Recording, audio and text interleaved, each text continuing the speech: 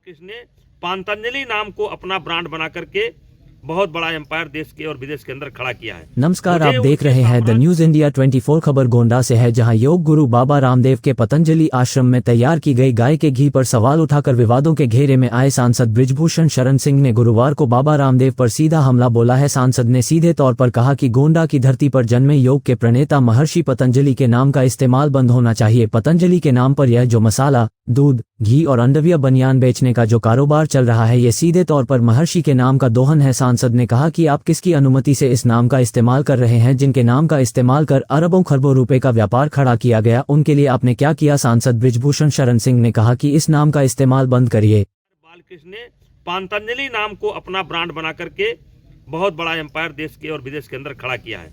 मुझे उनके साम्राज्य खड़ा करने पर कोई विरोध नहीं है। मुझे उनके साम्राज्य खड़ा करने पर कोई विरोध नहीं है, क्योंकि पतंजलि एक ऋषि थे, संत थे और भारत की शान थे और रहेंगे।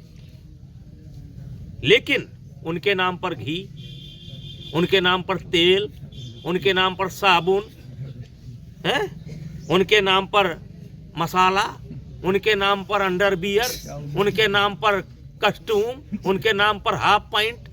तो महाराज जी, ये क्या है आपका? मैं जानता हूं कि ये बात छोटी नहीं, बहुत बड़ी बात बनेगी। मैं सबसे हाथ जोड़ करके विनती करना चाहता हूं, जो लोग भी सुने हैं या सुनेंगे, वो एक बार महर्षि पतंजलि के जन्मभूमि पर अवश्य आए।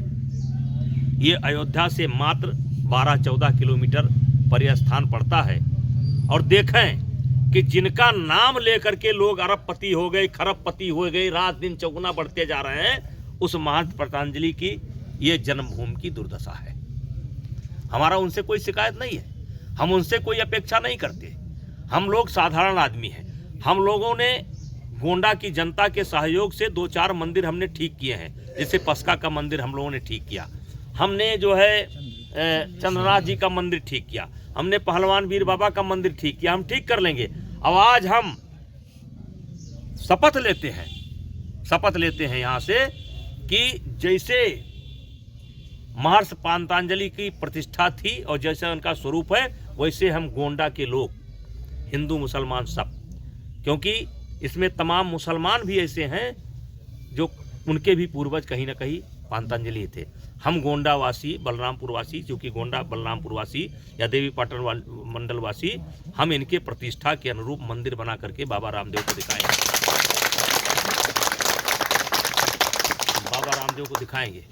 लेकिन एक सवाल पैदा होता है कि आप जो है ये चड्ढी बनियानी बेचते हैं, इसमें पतंजलि जी का इस्तेमाल क्यों करते हैं? क्या हक बनता है? किसने आपको ये हक दिया है? और तो आपके हाथ से तीर निकल गया। अब तो आप कुछ करना भी चाहें तो आपके लिए सब बेकार है, क्योंकि आप यहीं गोंडा आए और आकर के यहां नहीं आए। और रहा सवाल आपके घी का, तो आप बेचे, मुझे कोई आपत्ति नहीं है। आपका घी असली है कि नकली है, ये फैसला जो लेबोरेटरी है भारत सरकार की, उत्तर प्रदेश सरकार की, उत्तराखंड सरकार की, उसको करना है। मेरे पास कोई लेबोरेटरी नहीं कि मैं जांच करूं। लेकिन हाँ, ये आम चर्चा जरूर है कि आपका घी ज़्यादा दिन टिकता नहीं है। ये आम चर्चा है, ये टिकता नहीं है, बहुत जल्द खराब होता है। मैं उस पर बहुत सवाल नहीं उठाना चाहता हूँ, लेकिन मैं साथ ही साथ ये भी कहना चाहता हूँ कि इस ब्रांड का, इस नाम का इस्तेमाल अपने ब्रांड में बंद करिए। आप अपने नाम से अपना ब्रांड बनाइए।